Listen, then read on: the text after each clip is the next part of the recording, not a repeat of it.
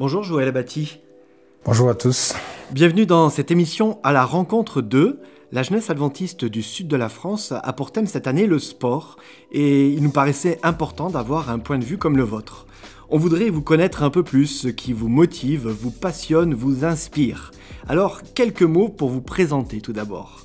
Vous êtes d'origine antillaise, de la Martinique si je ne me trompe pas. Oui, tout à fait. Vous êtes papa de deux filles ou deux jeunes femmes, on pourrait dire. Marié à Paulette depuis 23 années.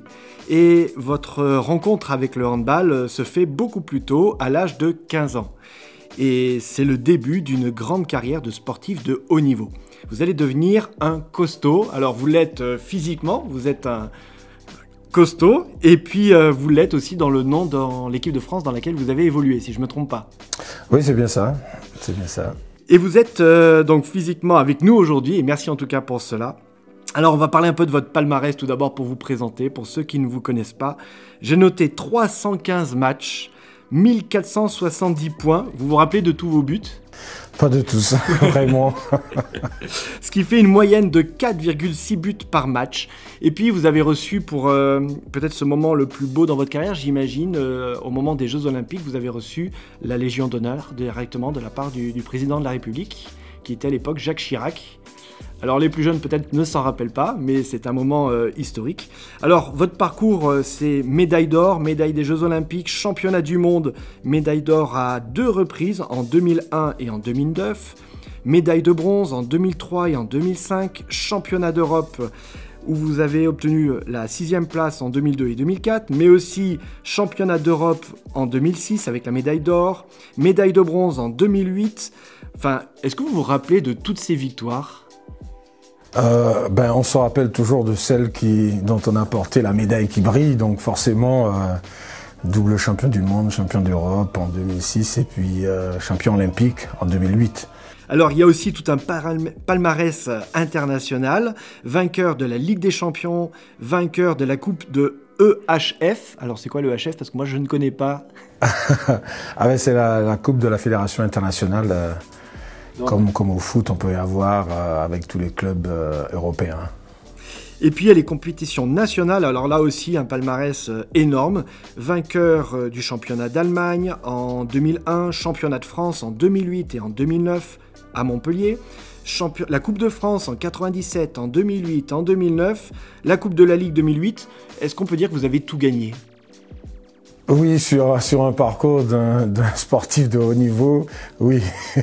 Et la Ligue des Champions en 2002 aussi.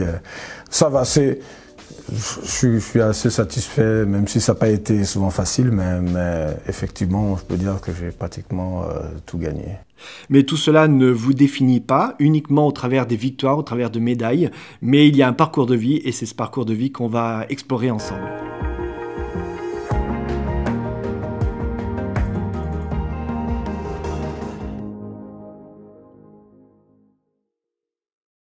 Alors, une vie de défis. Pouvez-vous nous parler d'abord de vous ? Comment vous définiriez-vous ? Alors, quelqu'un de très motivé dans ce que je fais. Je m'implique totalement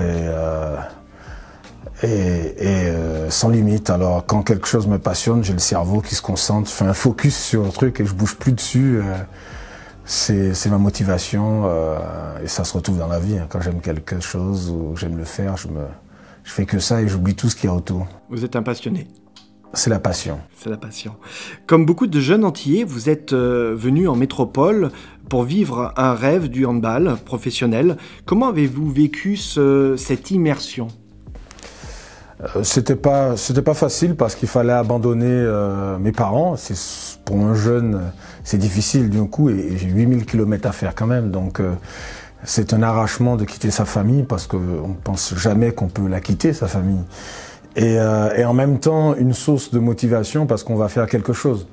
Pour quelque chose. Donc on quitte une famille, on est triste, mais on est quand même heureux de partir. J'avais envie de partir aussi pour découvrir le monde. J'avais envie de tout faire pour découvrir ma passion et évoluer dans ce que je faisais. Donc pour moi, c'était un peu de tristesse, mais une grande joie de découvrir l'inconnu. Alors vous avez énormément déménagé tout au long de votre carrière, et puis aujourd'hui vous êtes à Montpellier, c'est le lieu ultime où vous avez posé les valises, et puis quelques temps après votre arrivée ici, vous êtes confronté à un drame, votre maison brûle. Comment vous avez fait face à ce défi, à ce nouveau défi dans votre vie, à un moment donné où vous sembliez vous poser justement ? Oui, puisque j'ai affronté tous les adversaires possibles et là, je pouvais rien faire en fait, puisque c'était un feu qui s'est déclaré dans une période en 2010 où il y a fait une période de très très froide et ça nous a surpris. Mais heureusement qu'on avait des alarmes et du coup tout mon village, toute ma rue en a acheté parce que c'était pas encore officiel et obligatoire en France, mais ça l'a été en Allemagne. Heureusement, j'ai ramené ça d'Allemagne et ça nous a avertis. Le feu, c'est un problème électrique, et je pense, parce que ça nous a surpris en plein milieu de la nuit. Et c'est vrai que j'aurais pu perdre une de mes filles, puisque ça a commencé à brûler dans les combles et sur la chambre des enfants. Et malheureusement, et heureusement qu'elles dormaient ensemble. J'ai toujours aimé dormir avec mes frères parce qu'on pouvait être ensemble. Cette convivialité d'être dans sa chambre, pas sa chambre comme on dit, comme les jeunes, c'est ma chambre, mais c'était notre lieu où on se rencontrait, où il y avait la bagarre, mais aussi on se rencontrait, on discutait le soir très tard, et j'ai toujours voulu que mes filles se connaissent mieux en étant ensemble, et heureusement qu'elles étaient là ce jour-là, et c'était difficile parce que on est dans la peine, et en même temps il faut montrer à sa famille déjà, à mes enfants, qu'on est solide, qu'on est fort, et que on ne pleure pas, et qu'on peut affronter les difficultés. Donc il fallait que je sois l'exemple à travers ma famille et les encourager à ce que ça soit pas justement un coup dur pour nous, mais de montrer que c'est une épreuve. C'est ce que je leur ai dit. C'est une épreuve pour nous. Ça va nous permettre d'aborder la vie différemment, qu'on puisse pas s'appuyer sur le matériel parce qu'on est reparti à zéro, mais qu'on va aborder d'autres choses. On aura une nouvelle maison, vous aurez une nouvelle chambre, vous aurez tout de nouveau. Et pour leur dire, voilà, pas une vision de quelque chose de tout nouveau et plus beau. Et je pense que c'était pas évident, mais je pense qu'il fallait que je leur dise ces mots-là pour qu'ils puissent se projeter dans l'avenir sans que ça puisse être justement que ça puisse être psychologiquement un point difficile.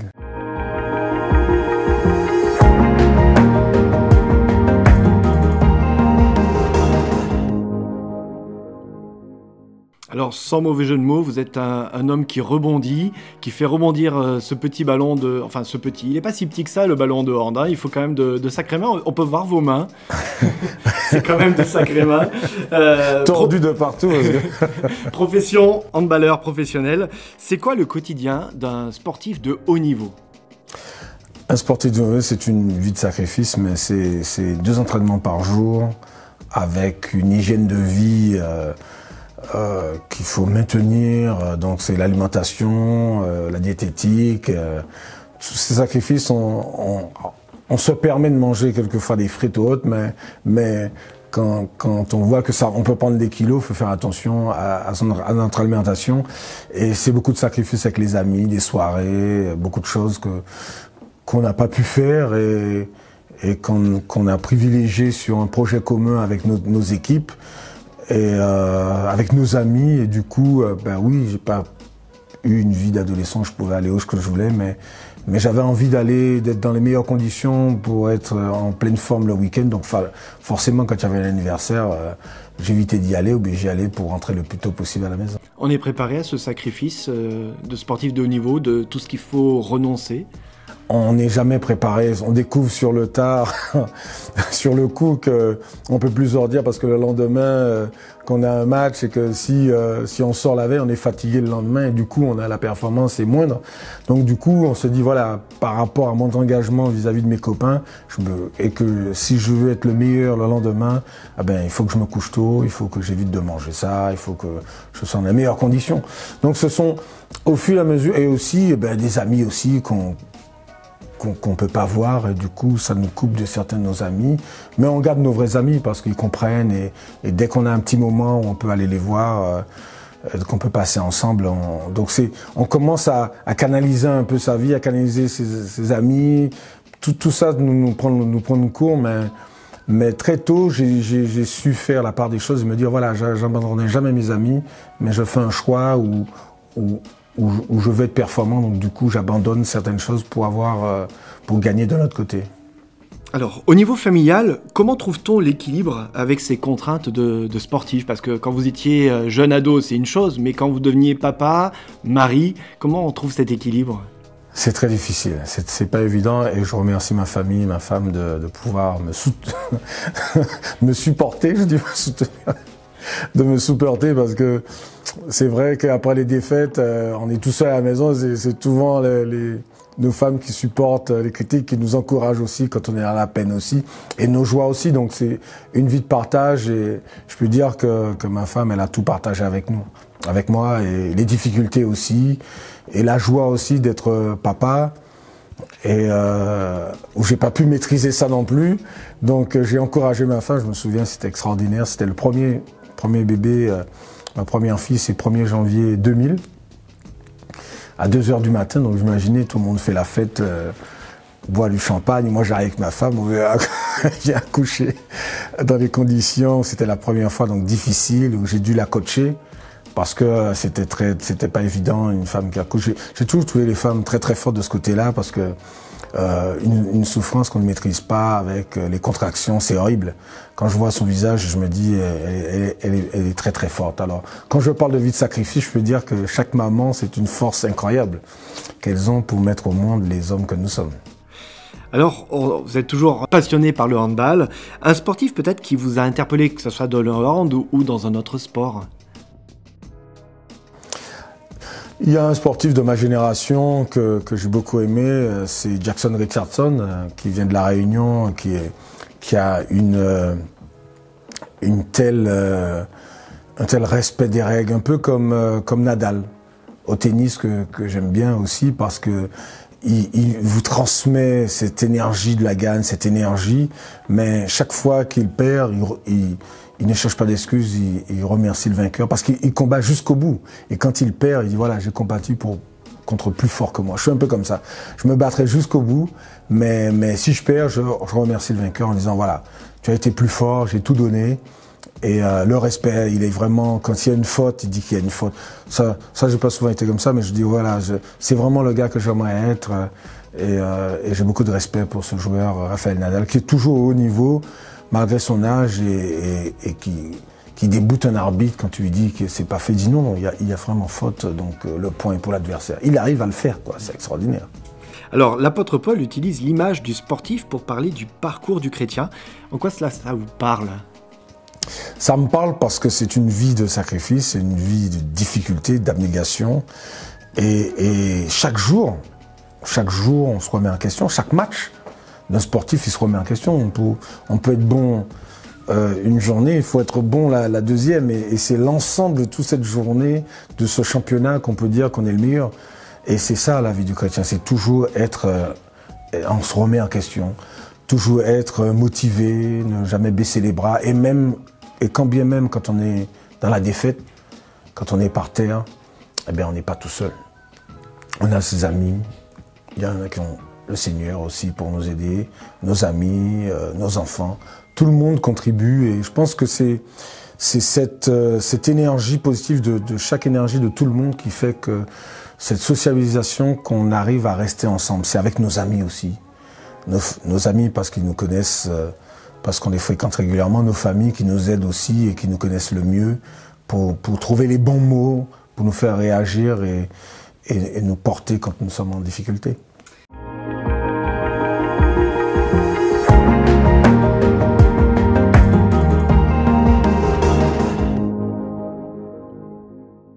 Alors, profession handballeur, mais aussi témoin sur le terrain. Votre surnom dans l'équipe de France était le révérend. Pourquoi le révérend?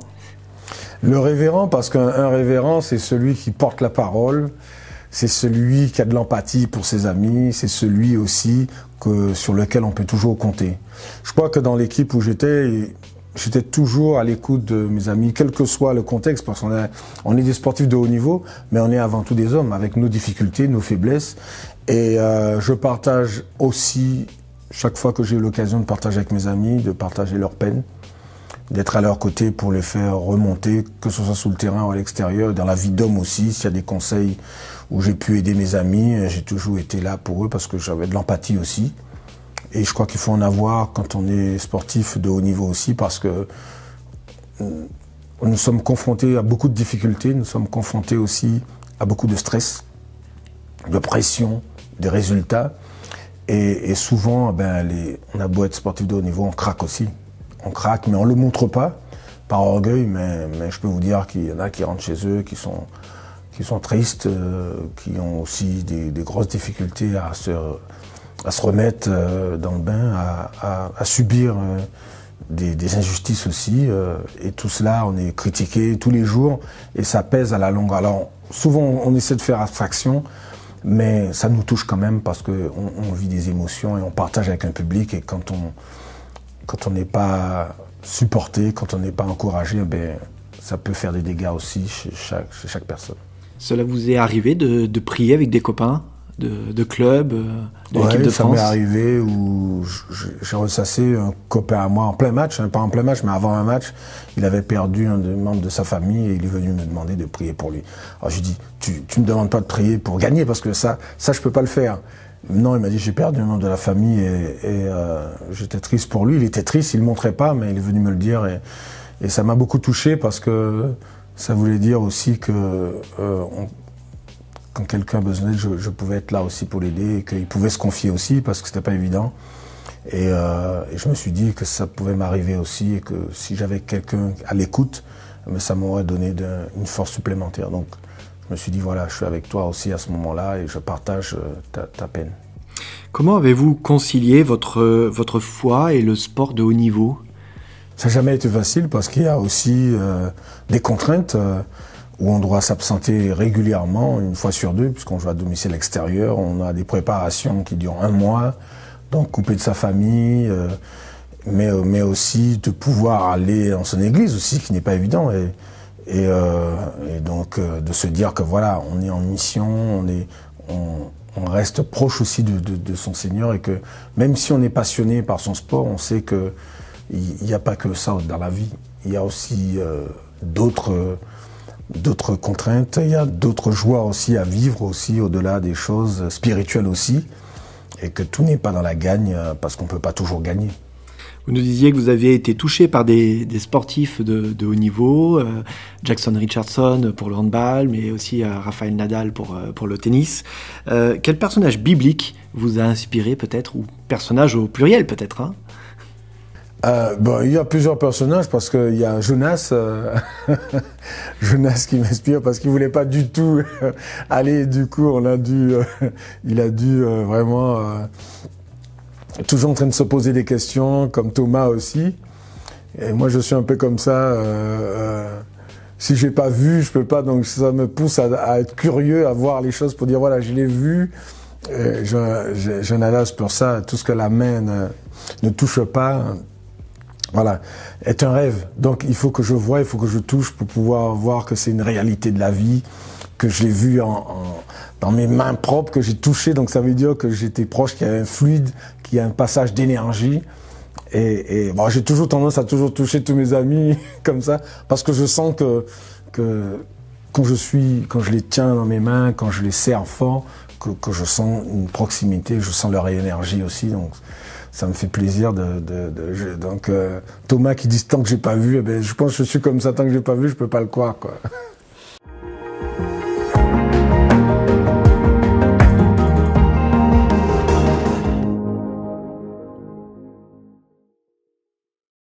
Alors, nouvelle vie. En 2010, vous rencontrez Georges Frêche. Alors, pour ceux qui ne connaissent pas, Georges Frêche est un personnage célèbre sur la région de Montpellier. Il a été le maire de cette agglomération pendant de nombreuses années. Et il vous invite, Georges Frêche, à le rejoindre dans son équipe. Donc, c'est un engagement politique. Comment ça s'est passé? Pour moi, c'est comme une initiation.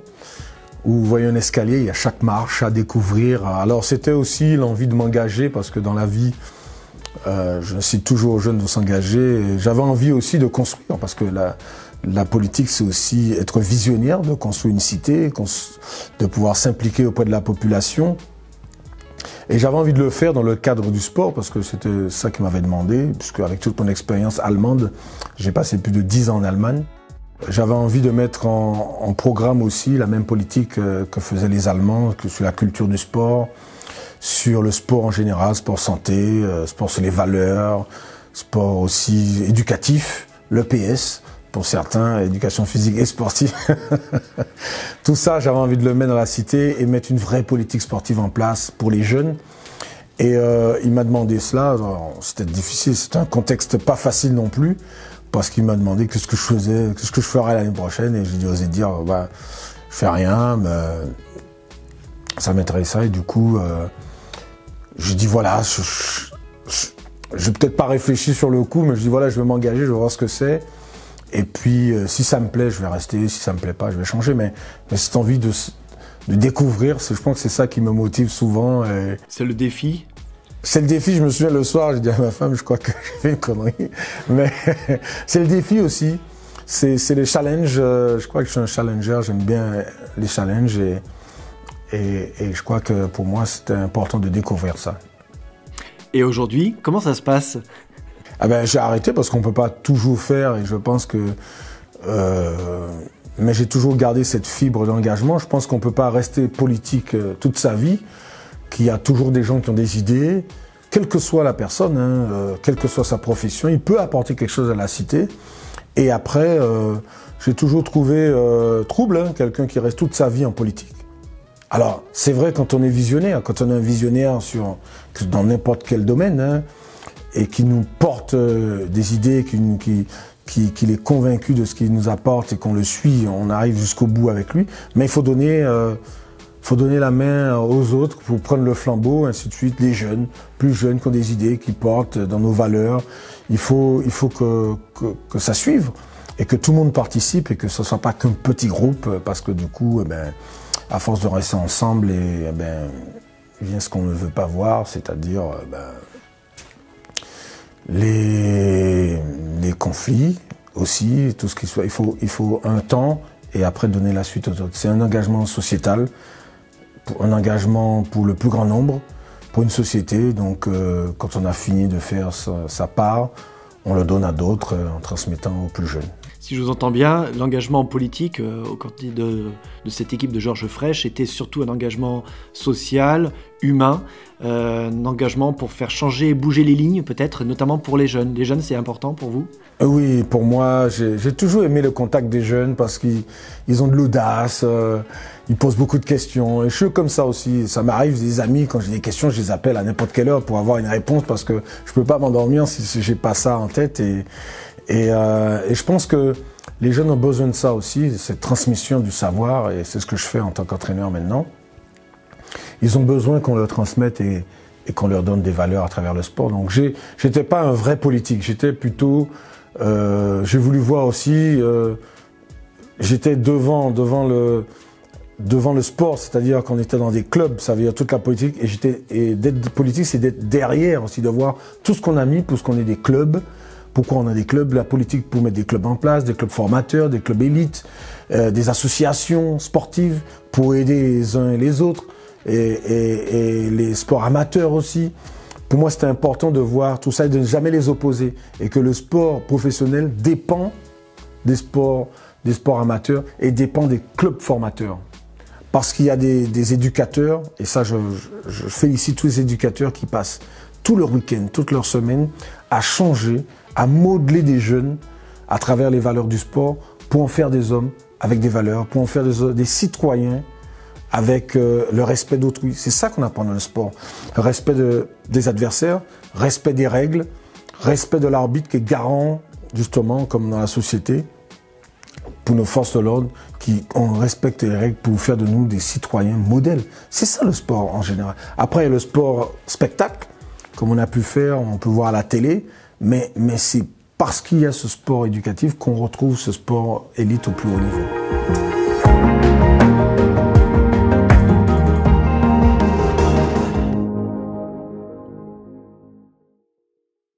Alors on va faire un petit flashback, regard sur le passé. Vous avez rencontré l'église adventiste, ou en tout cas le Seigneur, au travers de votre épouse. Et comment vous êtes-vous senti soutenu peut-être dans votre parcours de sportif au sein de cette église? Eh bien pour moi c'est la recherche aussi, c'est encore une fois une quête de recherche. Et je me souviens, j'ai passé un séminaire avec Carl Johnson, au volant de l'avenir. Ah, c'était pas du tout de handball, mais c'est au volant de l'avenir. Et ça m'a marqué. Ce jour-là, Carl Johnson, c'est grâce à lui que j'ai été baptisé. Et j'ai rencontré dernièrement à Montpellier, j'étais étonné, je lui dis, vous savez, c'est grâce à vous que je suis là. Ce séminaire, ça m'a marqué comment vous impulsez une dynamique, un leader, un capitaine. Et toutes ces paroles, ça m'a permis de me lancer. Et c'est pas facile. C'est pas facile parce que j'ai beaucoup d'appels de jeunes sportifs, adventistes, qui m'appellent, les parents aussi, parce qu'il y a aussi qui abandonnent l'église parce qu'ils sont dans l'échec aussi et que ils considèrent qu'on les a pas suivis, le Seigneur les a pas suivis dans leur démarche de réussir et du coup ils reprochent tout à l'église, ils reprochent tout au Seigneur. Mais il y a aussi qui abandonnent parce qu'il y a des contraintes avec le sabbat aussi qui est difficile et qu'il y en a qui regrettent, il y en a qui reprochent. Il y a vraiment des difficultés et moi je leur dis tout simplement que vos enfants, ils abandonneront jamais le Seigneur. C'est la première chose qu'il faut retenir. Parce que dans un parcours de jeunes, c'est très difficile pour des jeunes aujourd'hui. Je le vois, les contraintes avec cette pandémie, c'est de plus en plus compliqué. Et je leur dis, laissez-leur vivre leur rêve. C'est important qu'ils vivent leur expérience pour qu'il n'y ait pas de regrets par la suite. Et que ça se manifeste par un rejet. Il faut les laisser. Et s'il y a de la colère, il faut de l'empathie. Et s'il y a des pleurs, il faut aussi de l'encouragement. Et que leur parcours, ça va leur servir dans leur parcours du Seigneur. Ça va leur servir que dans leurs difficultés, ils vont se réorienter. Il faut toujours être à côté d'eux. Quoi que ce soit, il faut être à côté d'eux. Même dans n'importe quelle difficulté qu'ils pourront rencontrer sur leur parcours, nous les parents, nous les éducateurs, moi en tant que sportif aussi, je suis en droit de leur dire voilà ce que tu peux rencontrer, mais voilà aussi ce que tu peux gagner. Et voilà aussi ce que tu peux faire. Mais jamais je dis il faut le faire, je dis voilà ce que tu peux faire. Et après, pour son engagement. C'est ça aussi la construction d'un homme à travers ses échecs, mais à travers ses motivations et à travers ses objectifs. Quels sont ses objectifs? Qu'est-ce qu'il veut faire? J'ai tous ces questionnements après fait que je dis voilà, je pense que tu peux aller dans cette direction, je pense que tu peux aller dans celle-là. Mais c'est toi qui dois décider de toi-même. Et ça, c'est important d'être là. Je dis à mes jeunes, vous pouvez m'appeler à n'importe quelle heure. Si c'est 2 heures du matin, appelez-moi. Si c'est vraiment cette question vous taraude et que ça vous pèse, n'hésitez pas à appeler moi et ça ne me gêne pas du tout. Alors vous avez parlé d'échecs. Quel échec vous a le plus fait avancer dans votre parcours, que ce soit personnel ou professionnel? Alors souvent, c'est les échecs qui font avancer. Toujours, hein. Quelles que soient les découvertes, j'en parle avec ma femme de Marie Curie, il a fallu combien de temps pour découvrir des échecs, pour qu'on puisse trouver les choses. Mais ça fait partie de l'humain et je crois qu'on se renforce dans ces échecs. Je le dis à mes amis, si j'avais tout gagné, je me serais jamais remis en question. Donc souvent, je dis aux gamins, c'est quand vous perdez que vous réussissez par la suite. Et un exemple, en 2007, nous faisons le championnat du monde en Allemagne et on perd par une décision arbitrale injuste puisqu'on marque le dernier but pour gagner et on nous le refuse et du coup on perd par la suite et à cause de cette injustice nous avons été champions olympiques parce qu'on s'est dit que cet échec-là c'est parce que cet échec-là va nous servir. Maintenant, on va plus perdre à la dernière seconde. On va essayer de gagner pour avoir le plus de buts pour qu'il n'y ait aucune... pour vraiment, on puisse pas remettre en cause notre victoire.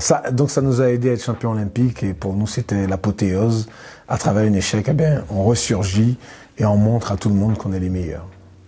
Donc de vraies victoires avec une belle différence de points et pas sur le fil, quoi. Oui, parce que dans la vie aussi, quand vous êtes confronté à une injustice raciale aussi, de racisme, à tous les niveaux, c'est difficile aussi quand vous avez les mêmes diplômes. Vous imaginez, depuis des siècles où on vit ce genre de choses, et aujourd'hui on est obligé de se battre pour faire des CV anonymes, qu'on est obligé de mettre ça en place. Vous voyez que ça veut dire qu'il y a des choses qui ne changent pas.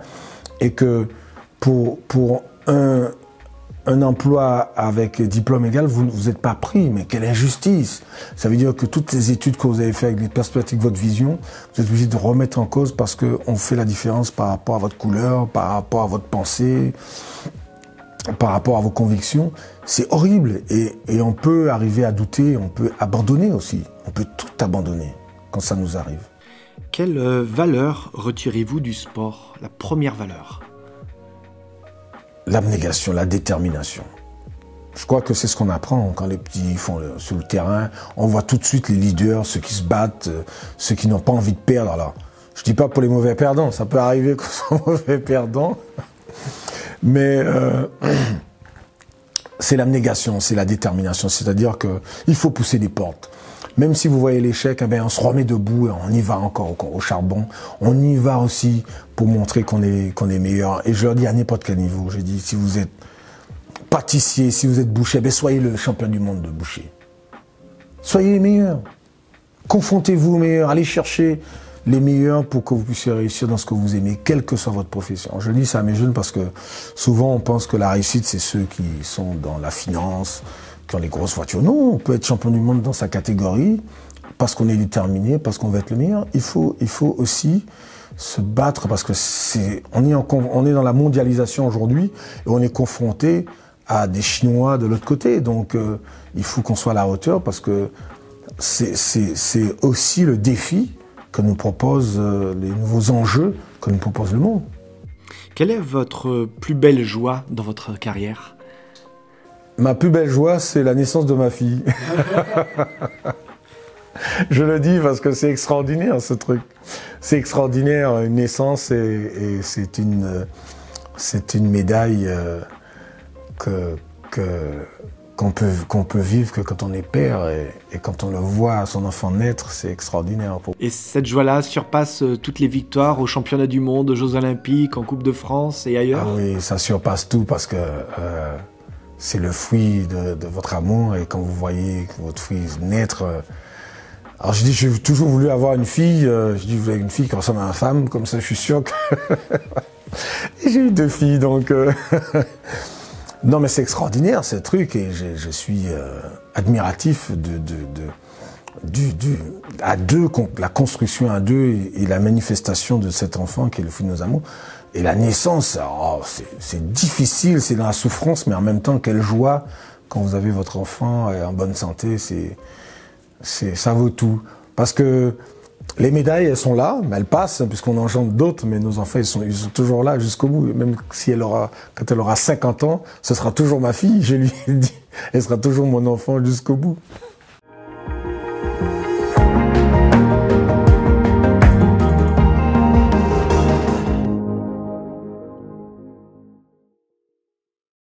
Justement, nous allons venir maintenant dans un regard sur le présent. 3 sujets d'actualité. Vous avez évoqué la question, par exemple, du racisme tout à l'heure, à laquelle sont confrontés des jeunes aujourd'hui quand ils recherchent un emploi. Que pensez-vous de cette affaire George Floyd? Cette affaire nous a tous marqués. On dirait que le monde entier, un peu comme cette pandémie, puisque nous avons vu en direct un meurtre non pas de 2 bandes rivales, mais d'une personne qui représente la loi, qui représente les forces de l'ordre. Alors, je ne fais pas d'amalgame avec les forces de l'ordre, il y en a qui sont respectueux de la loi, qui sont vraiment entrés dans leur métier, mais on a vu quelqu'un qui n'avait pas d'empathie, qui a assassiné quelqu'un en direct, avec son mandat de force de l'ordre. Et ça, c'était horrible, on ne pouvait pas accepter ça, mais à travers ça, c'est toutes les discriminations que subissent les gens. Et ça a montré qu'il faut stopper ce genre de choses parce que ça vraiment ça marque les gens au plus profond d'eux-mêmes que on peut pas accepter ce genre de choses à l'heure actuelle dans notre monde. On peut plus accepter les discriminations qui se sont faites dans le passé. On en a vu, on a de multiples exemples de discrimination dans le monde par rapport à sa couleur, mais par rapport à sa culture, par rapport à sa religion, par rapport à ses convictions, ses croyances. Et on voit de plus en plus d'extrémisme, parce que l'intolérance à l'autre, c'est ça qui fait, c'est pas forcément... Et le désamour, vous imaginez à l'heure actuelle, on tue encore des gens pour leur couleur de peau. C'est horrible. Ça veut dire que la société n'a pas évolué sur certains points. Vous avez vécu, vous, des discriminations pour la couleur de votre peau, pour le fait d'être croyant, par exemple? Oui, on subit ça, mais je n'ai pas vécu, ou du moins, j'ai pas voulu voir, parce que moi, j'ai cette capacité aussi, c'est ça aussi, l'être humain, de passer au-delà de ça, pour ne pas vivre cette discrimination directe. Alors, ce n'est pas être réaliste, mais souvent, on passe à côté. On le voit aujourd'hui, qu'il y avait des films je le vois aussi, des livres qui ressassent la discrimination, le rejet, et qu'on enlève dans les cinémathèques. Il faut le faire. Il faut le faire parce qu'il y a des siècles, il y a des choses qu'on faisait pour changer les mentalités, pour oppresser un peuple, pour oppresser certaines personnes. Eh bien, il faut retrouver, et c'est ce qui est intéressant aujourd'hui, parce qu'on veut retrouver la justice. Je pense que ce nouveau siècle, c'est un siècle de justice. Il y a eu beaucoup d'injustices. Eh bien, on essaie de rétablir la justice à travers les quotas, à travers toutes les difficultés que peuvent rencontrer ceux qui sont discriminés dans le monde. Un nouveau regard sur notre temps présent, la question de cette pandémie, comment vous l'avez vécue, comment vous la vivez? Nous le vivons difficilement à travers tous les décès que nous voyons, et que cette pandémie, il faut la prendre au sérieux. Socialement aussi, parce que cette pandémie nous referme sur nous-mêmes, nous empêche de voir nos amis. Je pense aux jeunes qui sont confrontés pleinement dans ça, où on est obligé de porter un masque, on est obligé de faire des distanciations sociales, toutes ces choses que j'ai pas connues dans ma vie et que ces jeunes subissent aujourd'hui. Donc de s'éloigner de ses amis, de ne plus aller chez des amis, si on n'a pas justement lavé les mains, si on n'a pas fait attention à qui on fait, quand on peut pas fréquenter tout le monde non plus sans avoir une assurance que la personne est en bonne santé. Toutes ces choses-là nous pèsent sur notre vie, notre quotidien, et engendrent justement du stress, engendrent du rejet de certains qui sont malades. C'est ce qu'on voyait plus, mais vous voyez, s'il y a quelqu'un qui a le Covid, tout de suite il y a un retrait, il y a une peur, il y a une mise à côté des gens, et cette pandémie-là crée vraiment une injustice en plus, puisque ce sont les plus pauvres qui subissent. En plus, c'est horrible. C'est horrible que cette pandémie touche les plus pauvres, quoi. Troisième sujet sur la question de l'actualité, le communautarisme religieux. Aussi, puisque le communautarisme, on l'a toujours combattu en France, et heureusement, je vois qu'aux États-Unis, c'est totalement différent, on accepte des choses, alors que nous, en France, on essaie de faire avec la République, avec toutes ces lois que nous mettons en place pour qu'on puisse rester ensemble et vivre ensemble avec nos différences. Donc le communautarisme, c'est quelque chose que je rejette parce que j'aurais pas fréquenté d'autres personnes, j'aurais pas connu les gens si j'étais resté dans ma communauté comme aux États-Unis. Il y a des gens, ils restent dans leur quartier, ils mangent les mêmes choses, ils partagent les mêmes choses, les mêmes valeurs, et du coup, ils ont du mal à voir comment vivent les autres, les valeurs des autres, les avancements, les croyances des autres, et du coup, se crée justement cet extrémisme, c'est-à-dire on n'accepte plus l'autre dans sa façon de faire, dans sa façon de vivre, dans sa façon d'aborder la vie. Et cet extrémisme religieux, et on a pensé qu'on avait éradiqué ça, puisqu'on a eu des guerres des religions, eh bien on voit que ça revient. Ça revient parce qu'on n'accepte pas la religion de l'autre, on n'accepte pas les convictions de l'autre. Alors que on a les mêmes dieux, on a les mêmes valeurs quand on regarde bien. L'empathie, l'amour de l'autre, le respect de l'autre, on devrait se retrouver.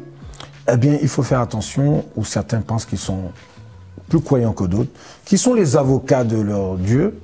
Donc ils défendent, Dieu n'a pas besoin d'être défendu. Je ne pense pas qu'il nous a mis ces préceptes que nous devons partout, dans n'importe quelle religion, il y a le respect de l'autre. Donc on devrait retrouver tous ces principes et aimer l'autre pour ce qu'il est et ne pas le rejeter parce qu'il ne partage pas les mêmes convictions que nous. Ça, il faut combattre ça et aider notre jeunesse aussi à faire la distinction entre le vrai et le faux dans tout cela.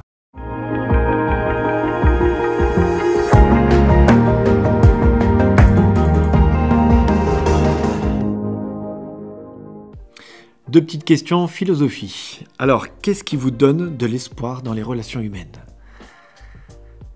Ce qui me donne espoir, c'est qu'on n'abandonne pas. Il y a toujours cet espoir. On dit que l'espoir fait vivre. Eh bien, je vois avec la pandémie, eh bien, on est là, les jeunes sont là, ils sont présents, ils ont envie d'aborder avec leurs difficultés, mais ils abandonnent pas le quotidien et puis ils construisent. Il faut oser. Il faut oser. Je pense que on est tous en difficulté. Je n'aimerais pas être président de la République aujourd'hui parce qu'il est confronté à des difficultés. On voit qu'il y a des cacophonies de partout.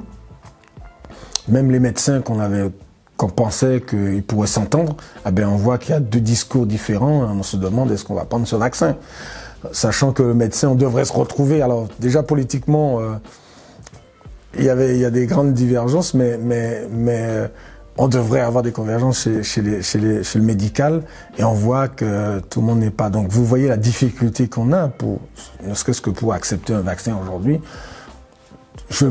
Personne ne peut se dire s'il faut le prendre ou pas, parce qu'il y a des discours de partout, et ça met en difficulté tout le monde.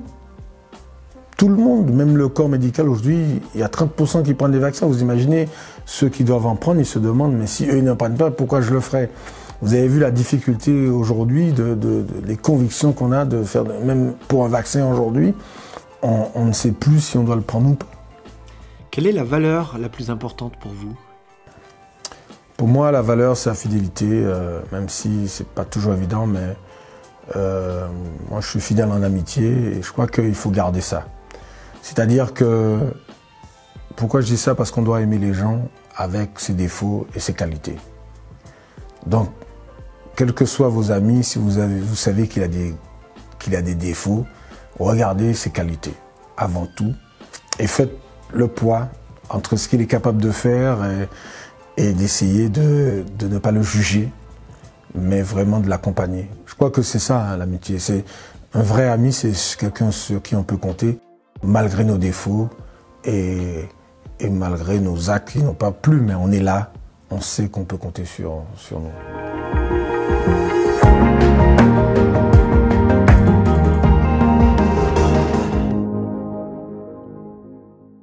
Alors, interview face à face. Au retour de Jésus, vous avez un temps face à face avec Jésus. Juste vous deux, privilégiés. Une question à lui poser. Est-ce que j'étais bon? Pas qu'au sport. Dans le sport ou dans la vie? Et je lui demanderais est-ce qu'il peut compter sur moi? Pour n'importe quelle mission, est-ce qu'il peut compter sur moi? Et là, j'écouterais avec beaucoup d'attention ce qu'il aura à dire. Parce qu'il fait toujours l'équilibre de justice, de savoir si j'ai fait les bons actes ou pas. Est-ce qu'il peut compter sur moi? Voilà, ce serait la première question. Une demande particulière à faire à Jésus. Vous l'avez face à face. Oui, j'ai dit, est-ce qu'il pourra ressusciter tous les morts? On remonte dans le temps. Il vous donne le pouvoir de remonter dans le temps. À quel moment vous voulez arriver? Quel moment de l'histoire? De votre histoire ou de la grande histoire? Alors là, oui, ce serait difficile. Alors oui, j'aimerais, au début du siècle, j'aimerais bien connaître ce siècle-là où beaucoup de choses ont changé. Ou même, je parle au temps des Romains, de savoir comment les premiers chrétiens ont vécu les choses. Avec lui, sur place, j'aimerais revivre ça. Donc être téléporté au temps de Jésus. Voilà, de voir la réalité des choses et de voir comment agit le courage de ses apôtres, le courage, la difficulté des femmes dans ce siècle-là qui était repoussé, qui n'était pas accepté, et de se voir avec mes idées pour dire que j'aurais pu changer les choses à ce niveau-là. Et qu'aujourd'hui, on aurait dans toute autre situation. Un vœu à réaliser. Un vœu. Dans cette pandémie, purée, si on pouvait l'éviter, ça nous arrangerait beaucoup. Ah bon, il y a d'autres choses, d'autres vœux plus intéressantes, mais qui est... Ouais, voilà, une justice sur cette terre, voilà. Un super pouvoir que vous demandiez à Jésus à ce moment-là, dans ce face-à-face avec lui. Donne-moi tel super pouvoir. De la guérison, vous imaginez? Alors, pas tout le temps qu'il me donne 10 ou une vingtaine et que je puisse... les gens que je rencontre et comme une amie que je vois qui va mourir, qui est en difficulté en ce moment. qui a une leucémie et j'aimerais tellement le guérir. Et je vois que je suis démuni, je peux rien faire, mais c'est horrible parce qu'il n'y a que l'amour qu'on peut donner. Et si je pouvais le guérir, je pense que j'aurais peut-être gagné une âme, j'aurais fait quelque chose. La guérison, c'est quand je vois les médecins qui opèrent et qui guérissent des gens, c'est formidable, c'est extraordinaire. Quand on est à la main de quelqu'un et qu'on se dit qu'il peut nous donner la vie, même si nous prenons la vie éternelle, puisque la mort n'est pas une fin en soi, hein, n'est pas une fin en soi, c'est vrai, mais on y tient tellement. Si je pouvais le permis de guérison et d'emmener des gens, un maximum de personnes, je pense que j'aurais aimé avoir ce don.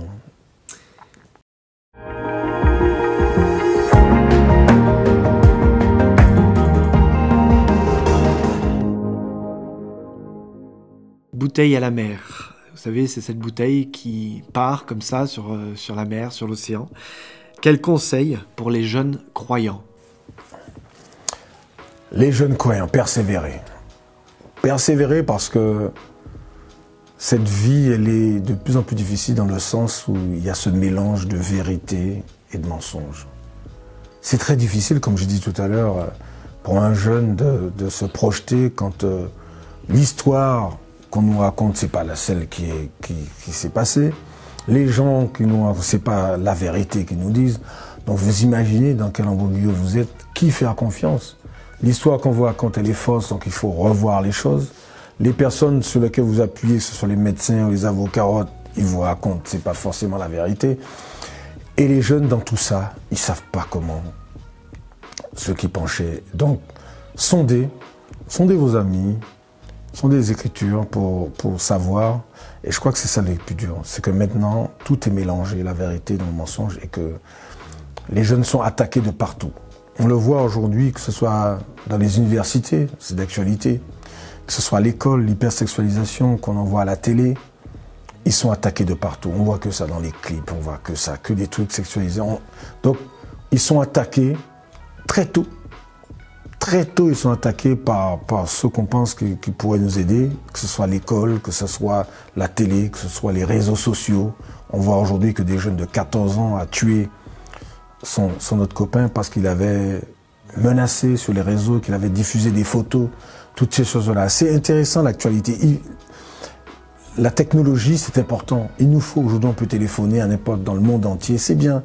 Mais on a aussi ces réseaux sociaux qui peuvent tuer aussi des jeunes parce qu'on est projeté dedans, on subit les choses, qui fait qu'aujourd'hui on fait des actes incroyables. Vous avez vu que c'est une maman qui a dû dénoncer son fils parce que il avait fait un acte irrépréhensible. Je pense qu'il regrette, la mère est toute triste, mais d'avoir tué un ami parce qu'il avait diffusé des photos et que les autres à côté, peut-être d'autres n'ont pas su aider. Eh bien aujourd'hui, on voit que des jeunes de 14 ans sont meurtriers à cause des réseaux sociaux. Une bouteille à la mer pour vos filles? Moi, ce que je souhaite, c'est qu'elles soient heureuses dans leur vie et qu'elles gardent les principes que je leur ai donnés, que nous avons donnés, et qu'elles puissent faire toujours les bons choix. Et j'espère être avec eux le plus longtemps possible pour les accompagner, quel que soit le choix d'ailleurs. Bouteille à la mer pour les dirigeants politiques.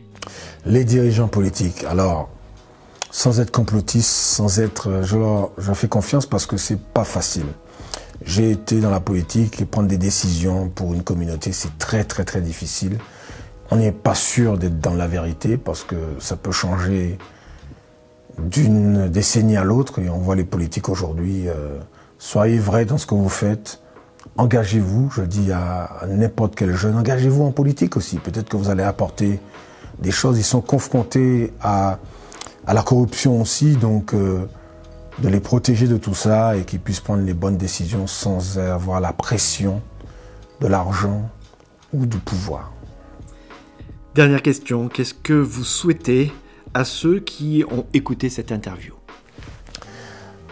Je souhaite à ceux qui m'ont écouté de continuer à être comme ils sont et que j'espère que je leur ai donné un peu de force mental. Je pense que le mental est important dans notre vie aujourd'hui.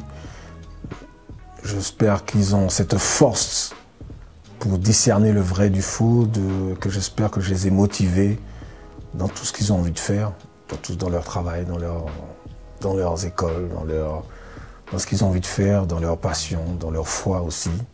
Parce qu'on n'est pas infaillible, mais moi, je peux aussi arriver à douter. Certaines choses, ça m'est arrivé face à la mort, où je pensais qu'on avait prié, que ça allait se faire, et puis ça n'a pas pu se faire. Des fois, on est pris à des doutes, mais je sais aussi que le Seigneur fait des choses grandes aussi pour nous aider. Et c'est ça qui fait de nous des humains. On est capable de chuter, on est capable de douter, mais il est là avec nous, il nous accompagne. Et donc, persévérez. Persévérez dans ce que vous faites. Et puis, osez. Osez. Merci mon révérend pour ce cœur à cœur. Merci à vous et puis bonne suite. Et puis, c'est qu'un passage, cette pandémie, et qu'on espère se revoir pour partager ces moments-là.